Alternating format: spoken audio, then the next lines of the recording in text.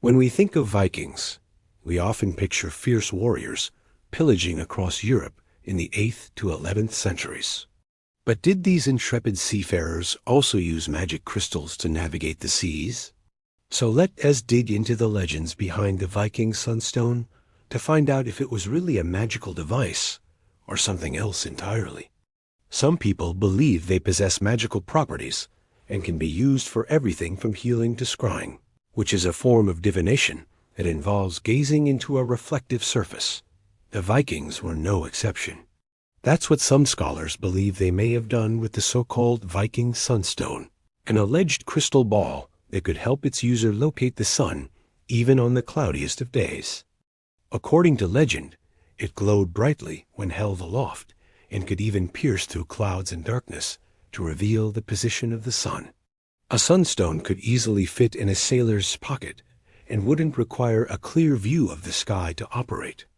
The only contemporary written reference to it comes from a single passage in the Snorri Sturluson's book, the Prose Edda, and that's not exactly a primary source.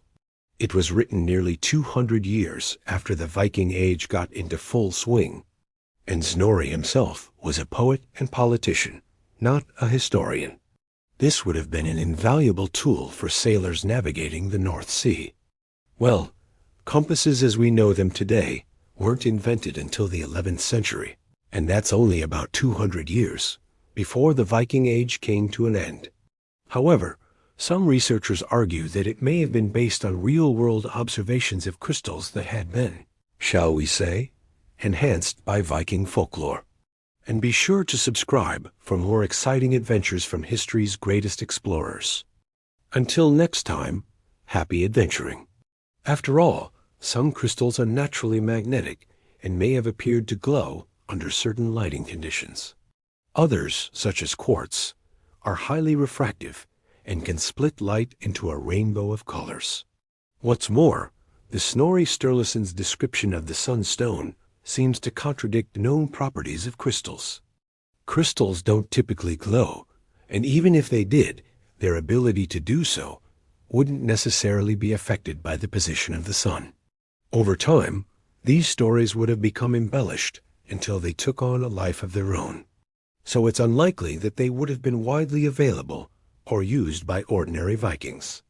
Plus, a compass wouldn't necessarily have helped in cloudy or foggy weather, whereas the sunstone was said to be effective even in those conditions, as it would allow them to determine their latitude and make necessary course corrections without having to rely on the often unreliable celestial navigation techniques of the time. But one thing is for sure, the sunstone makes for a fascinating legend that highlights the enduring appeal of magic and the unknown. Whether real or imagined, it's a reminder of just how much there is still to discover about the world around us. But there's more to this alleged artifact than meets the eye. For many cultures throughout history, crystals have held a certain mystique. In it, the sunstone is described as being used by a legendary Viking named Nadad.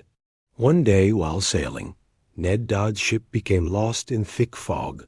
But just as all hope seemed to be lost, he pulled out his sunstone and was able to locate the sun, allowing him to steer the ship to safety.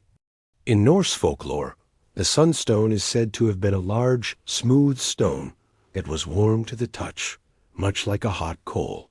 One of the most well-known accounts of the sunstone comes from an Icelandic manuscript known as the Snorri Edda, which dates back to the 13th century.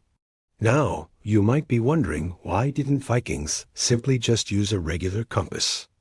Another advantage of the sunstone is that it was portable. Unlike a full-sized astrolabe, a medieval navigational instrument used to determine latitude based on the position of the stars, there's just one small problem.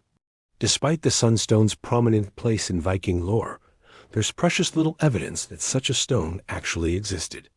Archaeologists have never uncovered any examples of Viking sunstones, nor have they found any direct evidence that Vikings used crystals for navigation.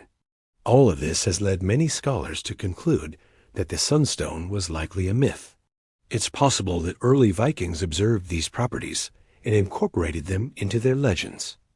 Ultimately, we may never know for sure whether or not the Vikings used crystals for navigation. So what do you think? Did the Vikings really use a magic crystal to find their way? Let me know in the comments.